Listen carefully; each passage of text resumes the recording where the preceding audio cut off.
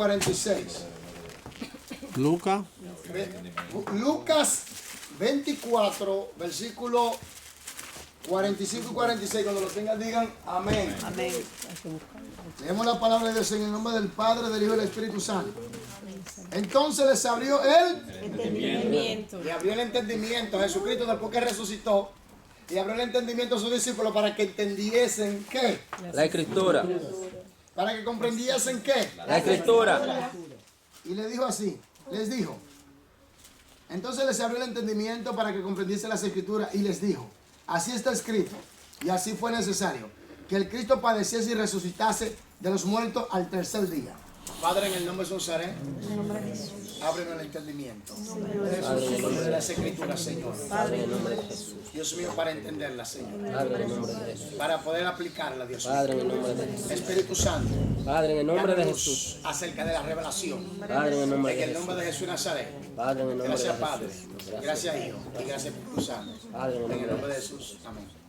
Hermanos y hermanas, estamos estudiando hermenéutica. Aleluya. Una de las ciencias para poder interpretar los textos bíblicos. Amén. Amén. Es una herramienta que muchos pastores, evangelistas, maestros deben conocer.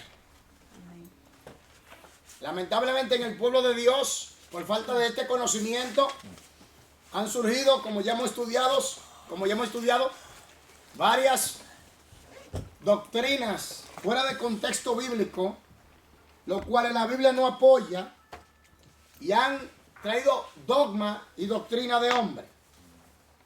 Nosotros, esto es un estudio, yo le voy a hacer preguntas a usted a ver cómo está usted en su memoria, en su recordatorio. Aleluya, ¿cómo recuerda? Raiza, Amén. ¿qué es hermenéutica? Aleluya. Hermenéutica es la ciencia y el arte que ayuda a estudiar la escritura, la Biblia o la palabra de Dios. A estudiarlo e interpretar. A interpretar. Aleluya. Charlene, ¿por qué es ciencia? Mi libro. Sí, sí.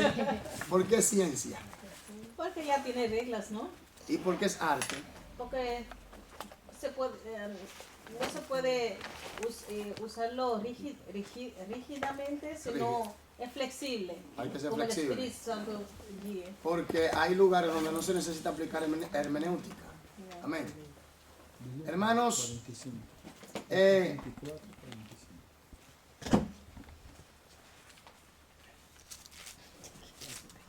aleluya. Oye, el aula está llena. ¿Cómo? El aula está llena. Sí, sí, Gloria a está Dios. bien. Oye, que eso no es nada para lo que viene. Gloria a Dios. Gloria a Dios. Eso no es nada para lo que viene, imagínate. Amén, amén, amén. Por eso yo le digo, prepárense que el día de mañana. Por eso prepárense que el día de mañana usted será el líder y será el predicador y el maestro. Aleluya. Bueno, hermano, vamos a tratar este caso con seriedad. Amén. Cuando yo digo o decimos el contexto bíblico, ¿de qué estamos hablando? ¿Qué me puede decir de qué estamos hablando?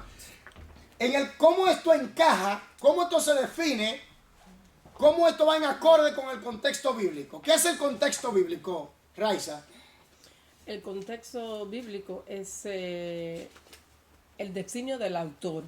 Por ejemplo, en la bíblico, Biblia, bíblico. el contexto bíblico es de todo lo que se habla en la Biblia. Ok, vamos a decirlo así, de todo el engranaje bíblico, del tema central. Por ejemplo, cada libro de la Biblia tiene un tema central, tiene un autor, un instrumento humano que lo escribió, por ejemplo, Pablo, pero tenemos un solo autor que se llama el Espíritu Santo o Dios mismo. Amén.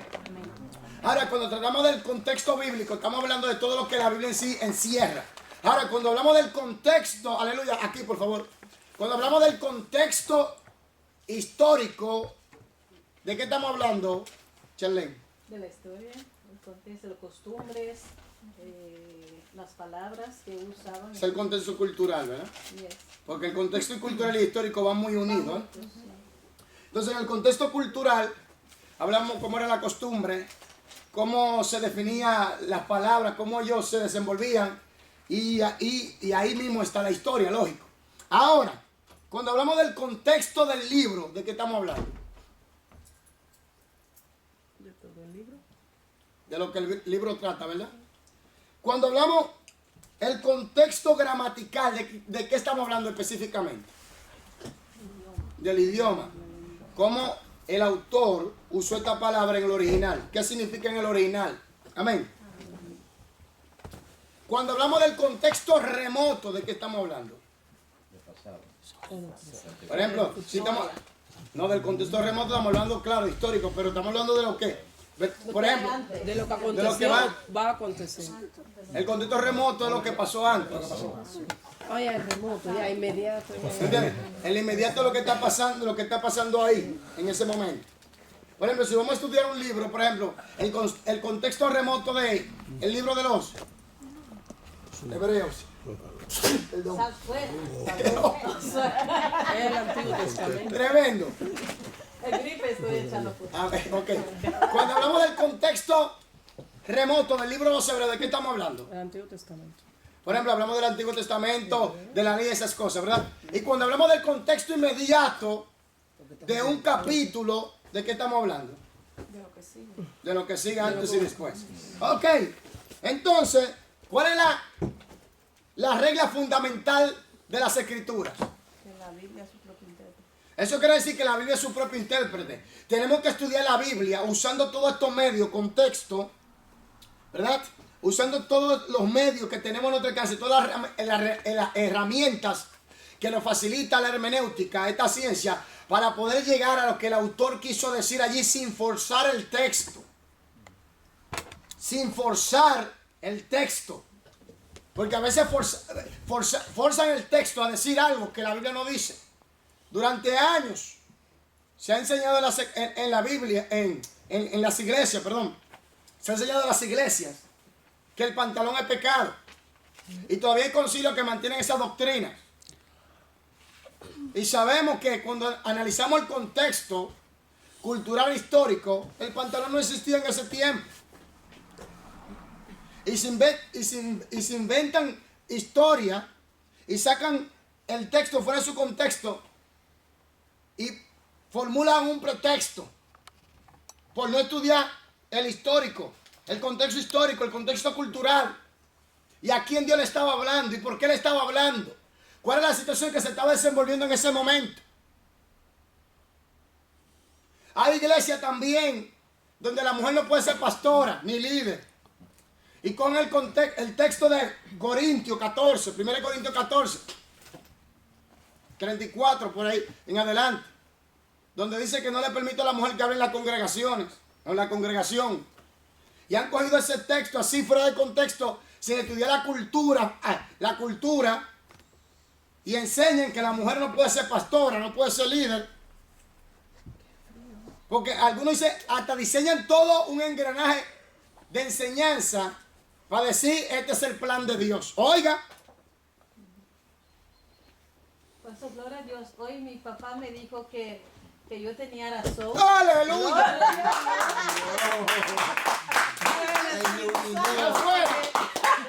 Se fue fuera. Que él dice así, es un milagro. Dice, sí, es 1-0, porque yo no digo eso tan fácilmente, no es fácil tampoco. Pero dice sobre los ángeles, que dice, ahora entiendo que no es así lo que estaba diciendo. Aleluya.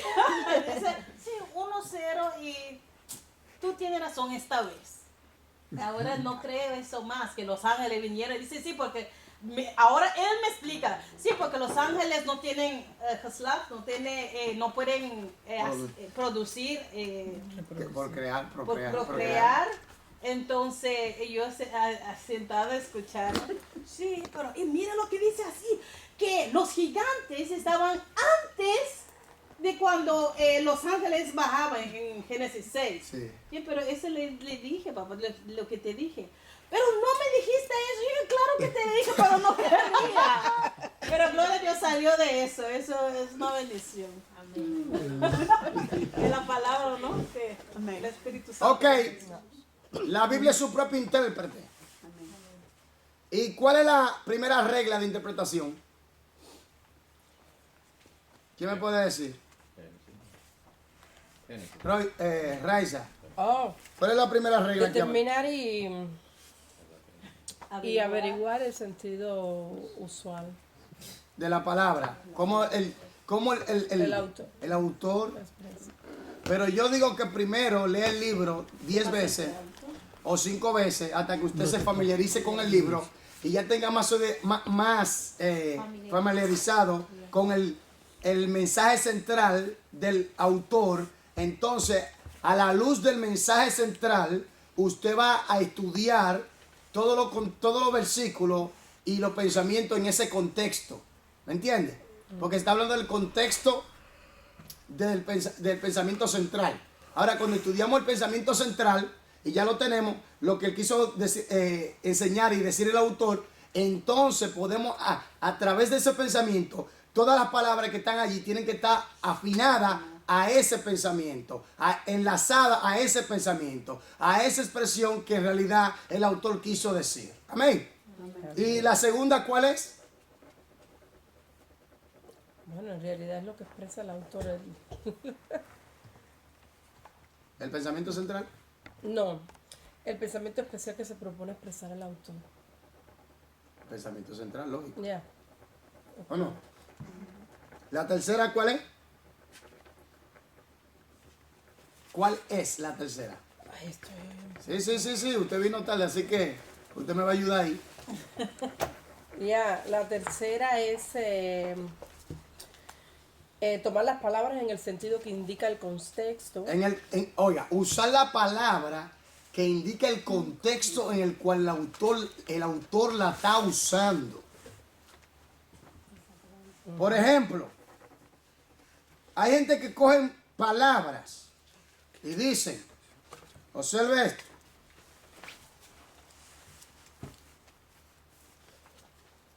Yo quiero que usted vaya conmigo a Corintios. ¿Eh? Primera.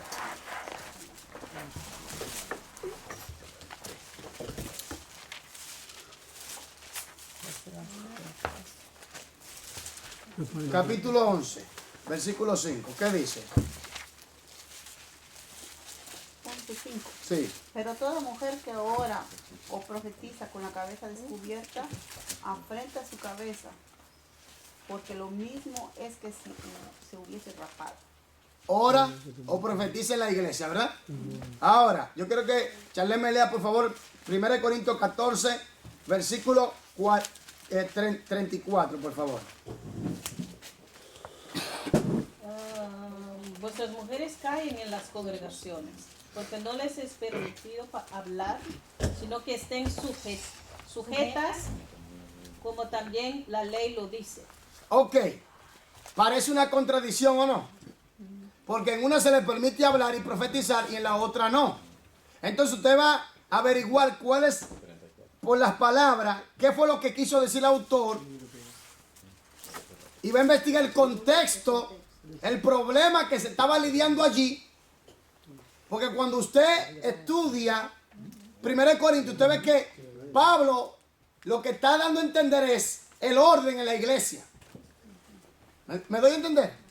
Para poner orden en la iglesia, en la adoración, en el manejo de los dones espirituales, en el manejo de la relación entre los creyentes. Entonces, ¿cómo resolvemos este problema hermenéuticamente? Tenemos que leer. Leyendo y estudiando. Por ejemplo, ella leyó un versículo y no la entendemos. Vamos a los versículos anteriores o a los posteriores. Sí, pero... Ok, es verdad, estoy de acuerdo. Pero ahora viene el punto. ¿Y qué tal si averiguamos cuál era el problema que se estaba suscitando en ese momento? Ah, ya. Tiene que ver de acuerdo en el... ¿Contexto qué? El contexto histórico o cultural. Ahí vamos a resolver muchas cosas. Ya. Entonces, cuando agarramos estas palabras, ¿a qué se está refiriendo Pablo? O el Espíritu Santo a través de Pablo, vamos a entender claramente de que la Biblia no se contradice. como algunos, por no estudiarla y no usar la hermenéutica, dan a entender claramente, dan a entender como que la Biblia se contradice. No, lo que está hablando es de un orden en la iglesia. Y ese problema se daba también por la situación cultural en la iglesia de Corintio. Así vamos a evitar muchos problemas. La cuarta regla.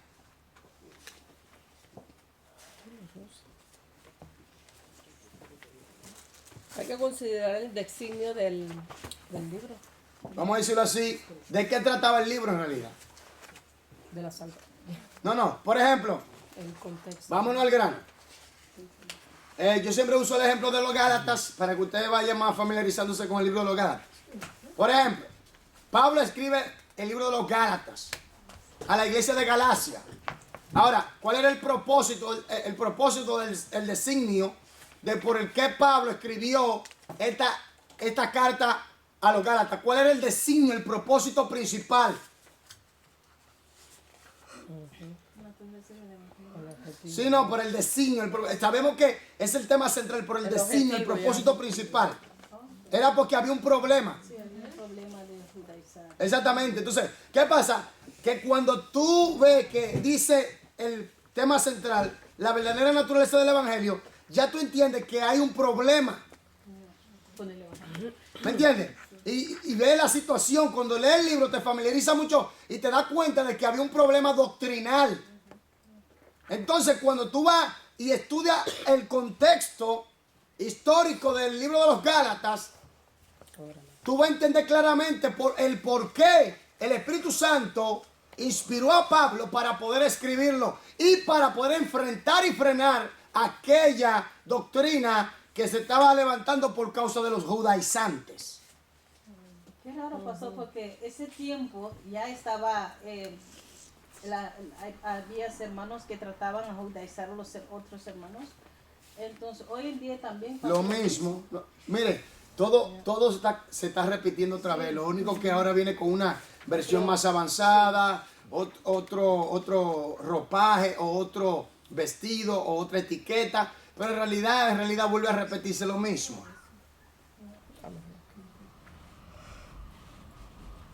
Entonces, el designio tiene que ver con lo que estaba aconteciendo allí. Y el tema central. El tema central te lleva al designio. diseños propósitos. Sí, pero también está unido al tema central, porque cuando el tema central viene, dice, oye, ¿por qué le escribió esto? Entonces ya tú te entiendes que él está escribiendo a una iglesia que está en problema. Ahora, la condición de la iglesia, tú tienes que ver la situación, si hay un problema espiritual, si era un problema social, si era un problema físico, si era un problema mental, qué problema estaba suscitándose en ese momento para entender bien claro y poder explicar mejor la carta o el propósito o el problema. ¿Aquí conmigo? Ahora, una pregunta. Entonces, ahí se nota bien claro que había un desorden ahí con la lectura que traía de Corintios. Sí. Oh, pero varón. Porque dice, mire cómo dice el versículo 34. Así que, hermanos, procurad profetizar y no impidáis el hablar en lenguas. Pero hágase todo decentemente y con orden. Lo que pasa es que eso de mandar a callar a la mujer, eso está hablando es acerca del orden en la iglesia y no está hablando de que la mujer no puede hablar o no puede ser pastora o no puede ser evangelista o misionera. De eso no está hablando, porque un ministerio no tiene sexo. Claro. Entonces un ministerio Dios se lo da a una mujer como a un varón como una hembra. Porque ¿qué hacemos con el caso de Débora entonces? En el tiempo de los jueces. Eso lo malinterpretan ahí. Pero muy mal, y muchas cosas lo malinterpretan. Y sacan una línea teológica, una tendencia teológica donde dicen que esa es la estructura del plan de Dios. Peligroso. Por eso muchas mujeres están siendo mutiladas espiritualmente en su ministerio. Estas mujeres inteligentes que son, y no la dejan profetizar, no la dejan. La cuarta regla, Raiza. Se trata sobre los paralelos. Los tipos de ¿Cuántos paralelos hay? Hay 3 tipos de ¿Cuál paralelos. es? Nómbrame el que estudiamos primeramente. Paralelos de palabras. Que cuando hablamos de paralelo o sinónimo de palabra, ¿qué estamos tratando? ¿De qué estamos tratando? De semejanza. Semejanza. Quiere decir que si en el texto o en el capítulo usted está leyendo algo y sale una palabra oscura ahí en ese momento, pero usted la puede encontrar en otro capítulo, en otro libro. Si su libro no le da claridad todavía, no le da entendimiento acerca de esa expresión, entonces usted tiene la facilidad de buscarla en otro libro, entonces usted allí va a entender con más claridad lo que quiere decir esa expresión o palabra. Amén. Aquí. Después tenemos paralelo de ideas y paralelo de enseñanza. Nosotros nos quedamos en los paralelos de ideas, ¿verdad? Porque paralelo de palabras ya lo hicimos. Por ejemplo, cuando dice que David era un hombre conforme al corazón de Dios. Pero David pecó. ¿Cómo hacía el corazón de Dios? ¿A qué se refería entonces eso? En el sacerdocio. Como rey. Como rey, David va a llevar todo lo que Dios le mandó en su propósito. Entonces nos quedamos en paralelo de ideas. Para conseguir idea completa y exacta de lo que enseña las escrituras en tal o cual texto determinado. Oiga, para que el paralelo de idea, vuelvo y lo repito. Para conseguir idea completa y exacta de lo que enseña las escrituras en tal o cual texto determinado, tal vez oscuro o discutido, se consultan no ya solo las palabras paralelas, sino las enseñanzas, las narraciones y hechos contenidos en textos o pasajes aclaratorios que se relacionan con dicho texto oscuro o discutido, tales textos o pasajes llamándose paralelos de ideas. Quiere decir que hay historia narrada en el Antiguo como en el Nuevo Testamento que tienen similitudes. Y esas ideas aclaran más lo que en realidad la idea que usted está estudiando le aclara más con exactitud los puntos oscuros de esa idea. ¿Están aquí conmigo? Por ejemplo, por eso mucha gente dice, pero yo leí eso en tal libro también. ¿Verdad? Muchas veces repite. Es lo mismo que con las palabras, pero en ideas. En ideas. Ejemplo número 1. Este sí es bueno. Yo quiero que una persona me vaya a 1 Corintios 11, 22 hasta el 29. Y una persona me vaya a Mateo 16.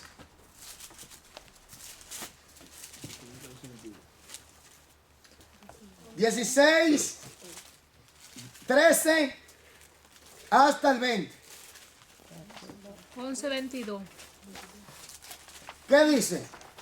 La palabra es el nombre del Padre, del Hijo y del Espíritu Santo. Pues que no tenéis casa en que comáis o bebáis, o menospreciáis la iglesia de Dios, avergonzáis a los que no tienen nada. ¿Qué os diré o alabaré en esto? No os alabo. Porque yo recibí del Señor lo que también os he enseñado, que el Señor Jesús, la noche que fue entregado, tomó pan, y habiendo dado gracia, lo partió y dijo: tomad, comed, este es mi cuerpo, que por vosotros es partido. Haced esto en memoria de mí. Asimismo tomó también la copa después de haber cenado, diciendo: esta copa es el nuevo pacto en mi sangre. Haced esto todas las veces que las bebiera en memoria de mí. Así pues, todas las veces que comiera este pan y bebiera esta copa, la muerte del Señor anunciáis hasta que Él venga. De manera que cualquiera que comiere este pan o bebiere esta copa del Señor indignamente será culpado del cuerpo y de la sangre del Señor. Por tanto, pruébese cada uno a sí mismo, coma así del pan y beba de la copa. ¿Hasta cuál? 29. Okay. Porque el que come y bebe indignamente sin discernir el cuerpo del Señor, juicio come y bebe para sí. Ok. Entonces, ejemplo número 1. Al instituir la cena dio Jesús el vaso a sus discípulos. diciendo bebed de él todos. Significa esto que solo los ministros de la religión deben participar del vino en la cena con exclusión de la congregación. ¿Qué idea nos proporciona los paralelos? Cuando ahora, ¿se recuerda que el Señor fue que constituyó la cena? Está en Mateo y en los evangelios. Ahora viene el punto. ¿Solo los ministros pueden beberla, según lo que hemos leído en Corintios? No, todo, la Santa Cena, Sí. los que están en santidad. Todo el cuerpo de Cristo, todos los que son creyentes nacidos de nuevo, pueden tomar la Santa Cena. Bueno, sí, todo el cuerpo de Cristo anda en santidad. ¿Eh? Digo, que sea de Cristo y no andan bien, no pueden. Sí, pero si está el cuerpo de Cristo está en santidad, si no está en Cristo. Óigame, oiga aquí. Si usted es sinvergüenza, yo no lo recomiendo. Eso es para estoy hablando de los creyentes. No, pero hay creyentes que son creyentes, pero no tampoco están. Es verdad. Estoy hablando de los que están bien afinados. Guardan, sí. No sé. En realidad, todos los creyentes deben participar. Es un deber en realidad. Es para todos los creyentes. Amén. Usted lo dice bien claro, varón. El que está haciendo diablo que se para aquí. Eso lo dice. No, porque hay creyentes y están. Un creyente está haciendo diablo, endemoniado. Aquí. En 1 Corintios 11, 22 hasta el 29, nada menos que 6 versículos consecutivos nos presentan el comer del pan y beber del vino como hechos inseparables en la cena, encargándolos a todos los miembros de la iglesia, sin distinción, invención humana, destituida de fundamento bíblico, es, pues, el participar unos del pan y otros del vino en la comunión. Quiere decir que para todo el cuerpo de Cristo. Ahora, aquí viene un punto muy importante y ponga atención que vamos a tratar esto aquí. Ejemplo número 2. Al decir Jesús, sobre esta roca edificaré mi iglesia. Mateo, ¿quién tiene Mateo? 16 y 20. 16. 20 hasta 22. Sí, léamelo, por favor. Entonces mandó a sus discípulos que a nadie dijesen que él era Jesús el Cristo. Desde entonces comenzó Jesús a declarar a sus discípulos que le era necesario ir a Jerusalén y padecer mucho de los ancianos, de los principales sacerdotes y de los escribas, y ser muerto, y resucitar al tercer día. Entonces Pedro, tomándolo aparte, comenzó a reconvenirle diciendo: Señor, ten compasión de ti. No. ¿Es eso? Es 16, 13 hasta el 20. 13. Perdón. 16, Usted lo dijo ahora. 16, 13 hasta el 20. Perdón. Bueno, ahora sí. Viniendo Jesús a la región de Cesarea de Filipo, preguntó a sus discípulos diciendo: ¿Quién dicen los hombres que es el Hijo del Hombre? Ellos dijeron: unos Juan el Bautista, otro Elías y otro Jeremías o alguno de los profetas. Él le dijo: ¿y vosotros quién decís que soy yo? Respondiendo Simón Pedro dijo: tú eres el Cristo, el Hijo del Dios viviente. Entonces le respondió Jesús: bienaventurado eres, Simón, hijo de Jonás, porque no te lo reveló carne ni sangre, sino mi Padre que está en los cielos. Y yo también te digo que tú eres Pedro, y sobre esta roca edificaré mi iglesia, y las puertas del Hades no prevalecerán contra ella. Hasta 18, ¿no? 20. Hasta 20. Y a ti te daré la llave del reino de los cielos. Y todo lo que atares en la tierra será atado en los cielos, y todo lo que desatares en la tierra será desatado en los cielos. Entonces mandó a sus discípulos que a nadie dijesen que él era Jesús el Cristo. Fíjense que en el versículo 18 y 19 dice dos cosas muy importantes. Dice: y yo también te digo que tú eres Pedro, y sobre esta roca edificaré mi iglesia. Oiga esto, está hablando del fundamento de la iglesia. Y la puerta del Hades no prevalecerán contra ella. Después dice: y a ti te daré las llaves del reino de los cielos, y todo lo que atares en la tierra será atado en los cielos, y todo lo que desatares en la tierra será desatado en los cielos. Vamos a leer paso por paso para que yo sé sabemos lo que dice, pero vamos a detallarlo bien, a describirlo Ahí bien. está hablando con la iglesia, ¿no? Vamos para allá. No Dice así, dice así. Vamos a ver. Al decir Jesús, sobre esta roca edificaré mi iglesia, constituye a Pedro fundamento de la misma, es una pregunta, estableciendo el primado de Pedro y de los papas como pretenden los papistas. Nótese primero que Cristo no dice sobre ti, Pedro. Oiga esto. Él no dice, vamos al versículo 18. Y yo también te digo Tú eres. que tú eres Pedro. Tú te llamas Piedrita. Piedrita. Sí, Pedro es piedrita, piedra pequeña. Piedrita, no roca. Y sobre esta roca, Jesús.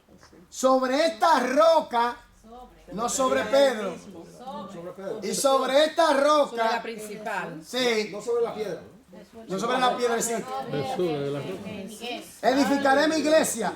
Aquí. Y la puerta del Hades no prevalecerán contra ella. Sigo leyendo aquí. Dice. Nótese primero que Cristo no dice sobre ti, Pedro, ni sobre esta piedra edificaré mi iglesia, sino que dice sobre esta roca. Ahora, oiga esto. Pero sobre qué roca, nada mejor que los paralelos que ofrecen las palabras de Cristo y Pedro, respectivamente, para determinar este asunto. O sea, el significado de este texto. Pues bien, en Mateo 21, versículos 42 y 44, vaya allí, vamos a leerlo.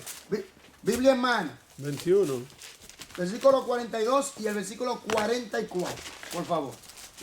42. 44. ¿Qué dice? Jesús les dijo, nunca leísteis en las escrituras la piedra que descartaron los edificadores ha venido a ser cabeza del ángulo. El Señor ha hecho esto y es cosa maravillosa a nuestros ojos. Por tanto, os digo que el reino de Dios será quitado de vosotros y será dado a gente que produzca los frutos de él. Y el que cayere sobre esta piedra será quebrantado y sobre quien ella cayere será desmenuzado. Ok. Se nos presenta Jesús mismo como la piedra fundamental o cabeza de esquina, profetizada ya y testificada en el Antiguo Testamento. Y en conformidad con esta idea, declara Pedro mismo que Cristo es la piedra viva, la principal piedra del ángulo, en Sión, la piedra desechada por los judíos que fue hecha cabeza del ángulo. Primera de Pedro, capítulo 2, versículo 4 y versículo 8. Vaya allí, para que usted vea. Por eso es que hay que tener cuidado de interpretar las escrituras así a lo loco. Por eso, con todo el respeto que se merecen la gente que pertenecen a la denominación o a la Constitución Católica, la Constitución Católica está basada en un fundamento falso. Porque ellos dicen que la iglesia, que Pedro es el fundamento de la iglesia. Porque lo interpretan mal. Porque lo interpretan ¿qué? Mal. Por eso digo que hay que tener cuidado. Lo vamos a averiguar ahora, vamos paso por paso, tranquilo. Primera de Pedro 2:4. ¿Qué dice? Acercando a él la piedra viva, desechada ciertamente ¿Piedra qué? viva ¿Hablando de quién? de Jesús. Ok. Por los hombres, más para Dios escogida y preciosa. Vosotros también como piedra viva, sed edificado como casa espiritual y sacerdocio santo para ofrecer sacrificios espirituales aceptables a Dios por medio de Jesucristo.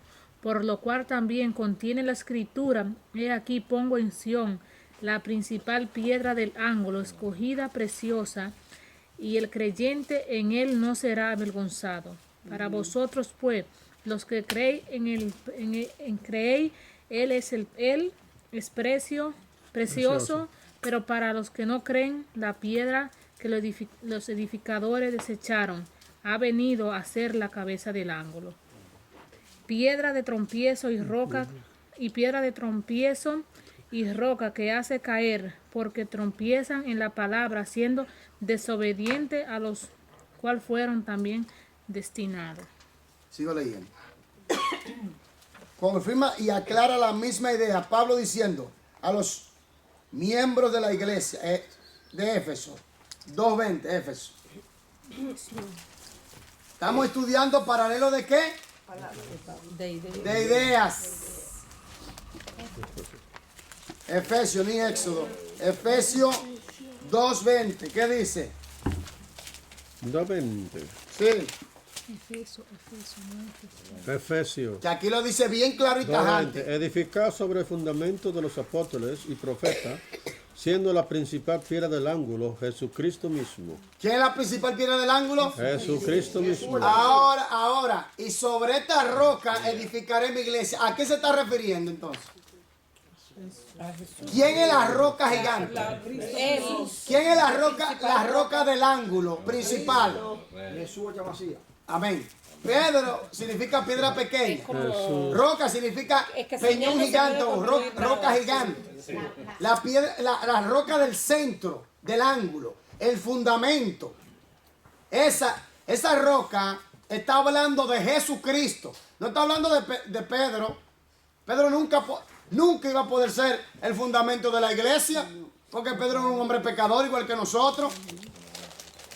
Pastor, en Daniel también habla de que un roca o piedra, sin piedra Capítulo 2. No, eso sí que es va a destruir figurativo. ¿Y qué habla de qué significa? Aquí, por favor, allá atrás, por favor. Cuando hablamos de roca, estamos hablando de firmeza. Estamos hablando de durabilidad. Estamos hablando de fortaleza. Estamos hablando de fuerza, sostenimiento. ¿Me entiendes? De eso estamos hablando. Y cuando Él dice, y sobre esta roca, está hablando que Jesús es Él, la roca. No sobre Pedro. Jesús es la piedra del ángulo. Jesús es el fundamento de los apóstoles y profetas.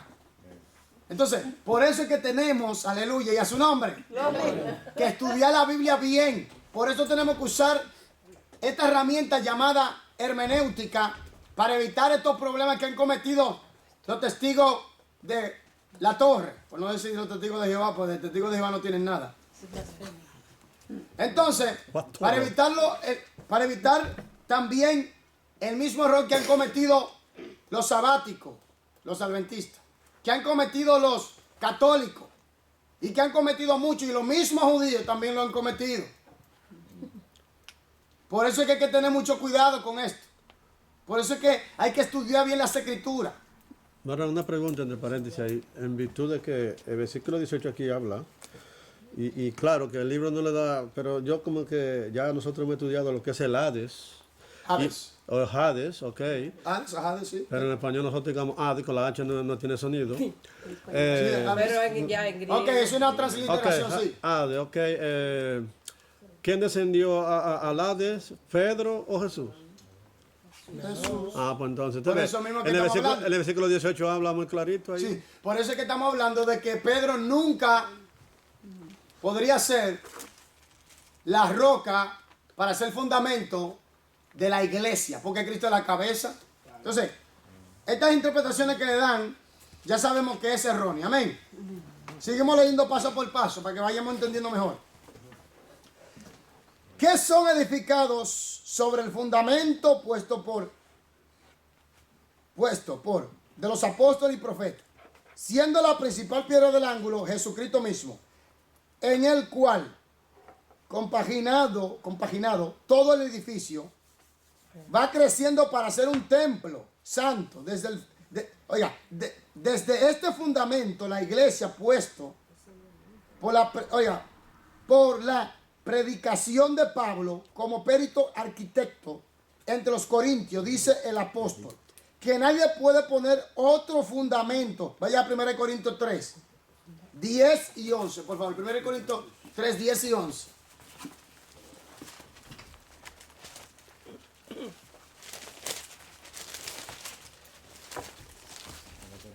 Diga 3 y 11. 10, 3 y 11. 10, 3, Y capítulo, 3, capítulo 3, versículo 10 y 11. Ok. ¡Y a su nombre! Gloria. Cristo viene, iglesia. Cristo viene. Aleluya. A despertar un poquito, todos los días Cristo viene. 10 y 11. Sí. Conforme a la gracia de Dios.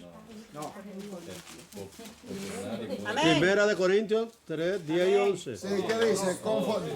Dice, conforme a la gracia de Dios que me ha sido dada, yo como perito arquitecto puse el fundamento y otro edifica encima, pero cada uno mire cómo sobreedifica, porque nadie puede poner otro fundamento que el que está puesto, el cual es Jesucristo. Hay otro fundamento. Ahora yo le voy a leer otra vez el capítulo 16, versículo 18 y 19 de Mateo, a ver cómo usted ahora lo entiende. Capítulo 16, versículo 18 y 19 dice, y yo también te digo que tú eres Pedro, y sobre esta roca edificaré mi iglesia, y las puertas del Hades no prevalecerán contra ella. ¿Cuál es la roca? Ahora dice el versículo 19, ahora. Y a ti te daré las llaves del reino de los cielos. Y todo lo que atare en la tierra será atado en los cielos. Y todo lo que desatare en la tierra será desatado en los cielos. ¿A quién le está refiriendo esa palabra? A Jesús. A nosotros, la La iglesia. A la iglesia. ¿Están entendiendo ahora el texto? Ah, ¿usted ve? A la iglesia. Es a la iglesia, porque dice, oye, dice aquí en el versículo 18, bueno, y dice, la parte B dice, edificaré mi iglesia y las puertas del Hades, los poderes infernales, no prevalecerán. Entonces, no es a Pedro que se está dirigiendo específicamente, está hablando de la autoridad que el Señor le va a dar a la iglesia para deshacer los poderes del diablo y que el diablo no tenga fuerza para estar en pie contra la iglesia. Ay, Porque tú Jesús dices en el mismo nombre de Jesús, mi hermano. Porque es Jesús mismo el fundamento que lo venció. A la carrera todo el mundo. ¿Estamos claros ahora? Que no son los papas. Amén.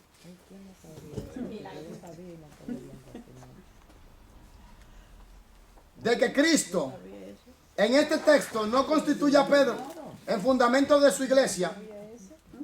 Número 2. El modo de proceder tratándose de esta clase de paralelos es pues el aclarar los pasajes oscuros mediante los pasajes paralelos más claros. ¿Usted está entendiendo? Las expresiones figurativas mediante los textos paralelos propios y sin figura y las ideas sumariamente expresadas mediante los paralelos más extensos y explícitos. He aquí nuevos ejemplos. Vamos a nuevos ejemplos. Ejemplo número 1. Encárgase mucho, oiga, ¿cómo es? Encárgase mucho la claridad a los creyentes. Primera de Pedro 4:8, vamos allá.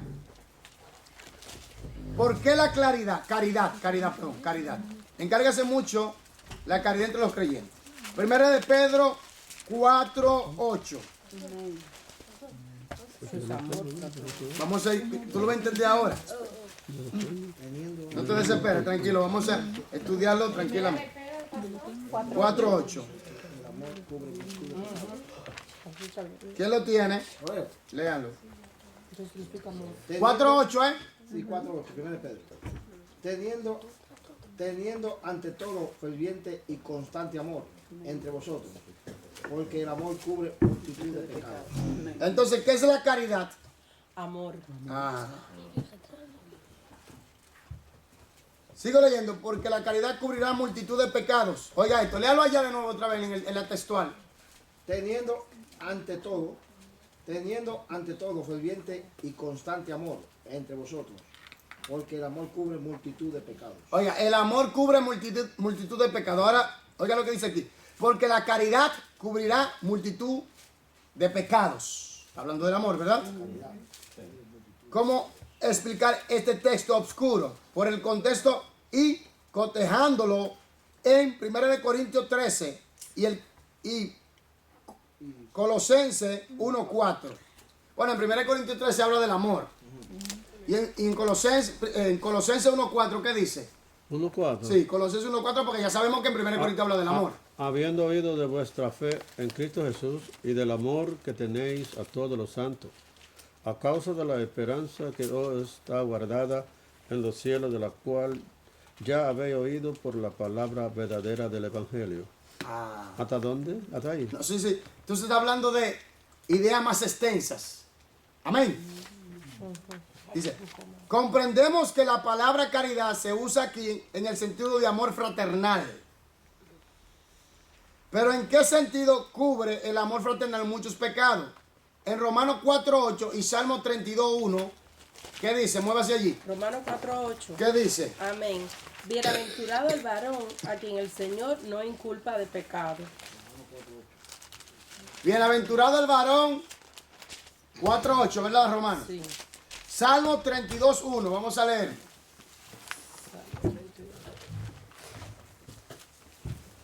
Amén. ¿Qué dice? Bienaventurado aquel cuya transgresión ha sido perdonada y cubierto su pecado. Ok, ahora manténgase ahí. Se nos presenta el pecado perdonado bajo la figura de pecado cubierto, sepultado en el olvido. ¿Cómo diríamos nosotros? Consultando luego el contenido de Proverbios 10:12, ¿qué dice? Proverbios seguidamente.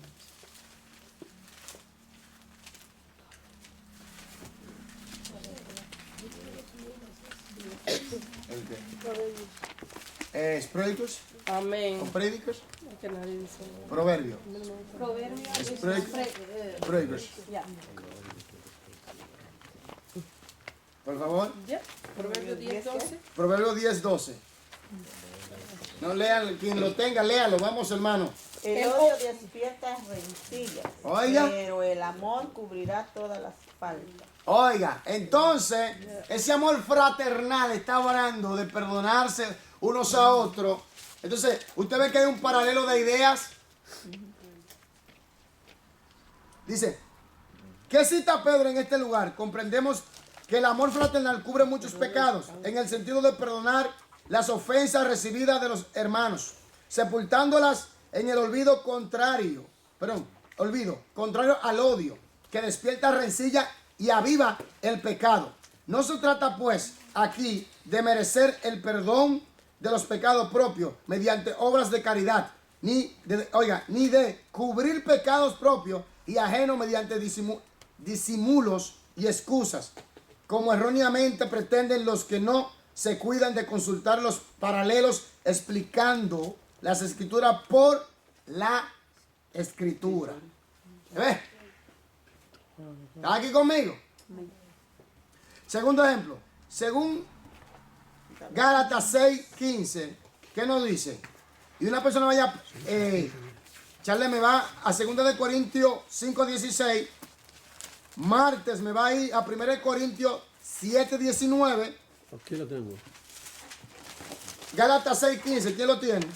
Porque en Cristo Jesús ni la circuncisión vale nada, ni la incircuncisión, sino una nueva creación. ¿Una nueva qué? Creación. Ahora, oiga lo que dice aquí. Según Gálatas 6:15, lo que es de valor para Cristo es la nueva criatura. ¿Qué significa esta expresión figurada? Consultando el paralelo de 2 Corintios 5:16, ¿qué dice? De manera que nosotros de aquí en adelante a nadie conocemos según la carne. Y aún si a Cristo conocimos según la carne, ya no lo conocemos así. Está hablando de paralelos figurativos.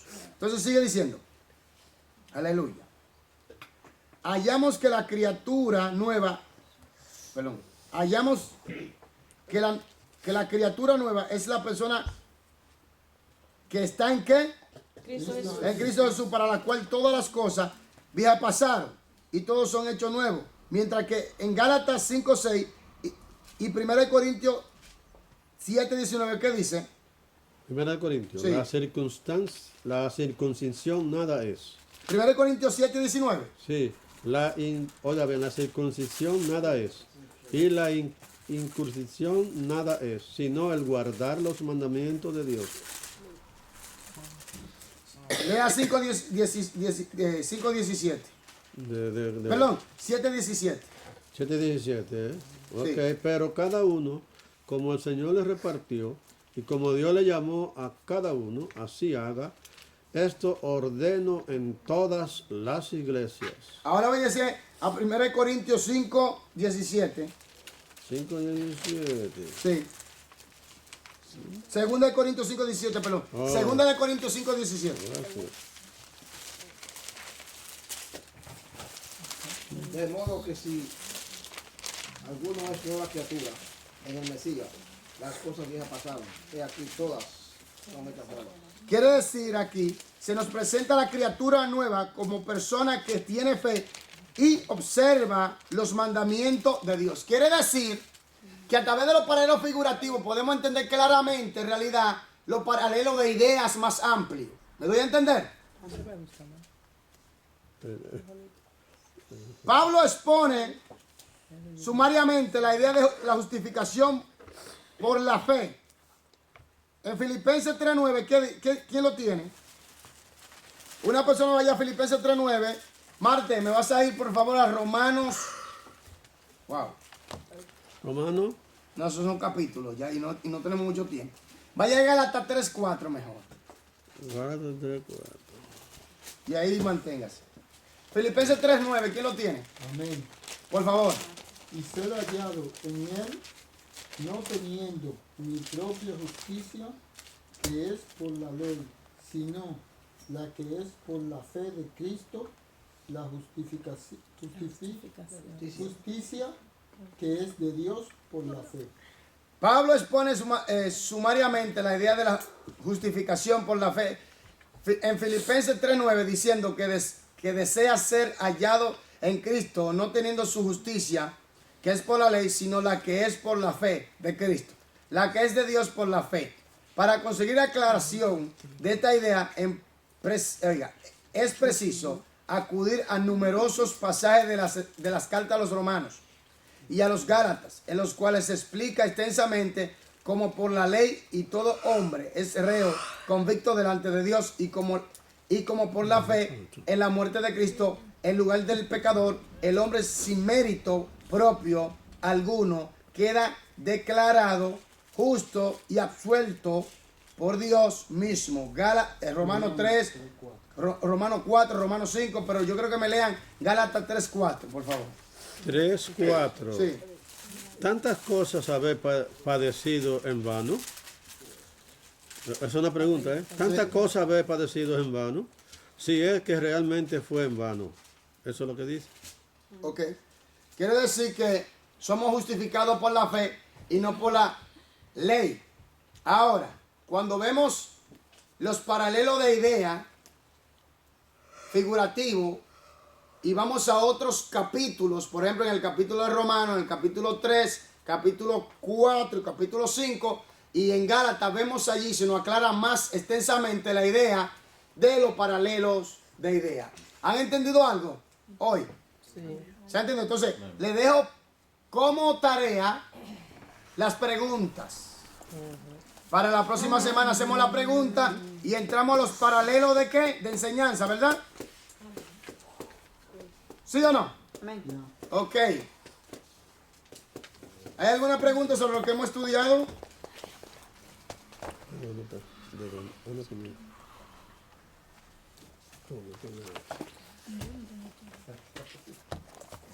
Vamos, Alberto.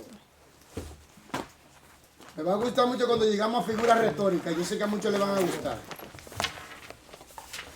¿Qué clase de figuras retóricas hay? Tipos, enigma, fábula, todo eso. Le va a gustar mucho eso.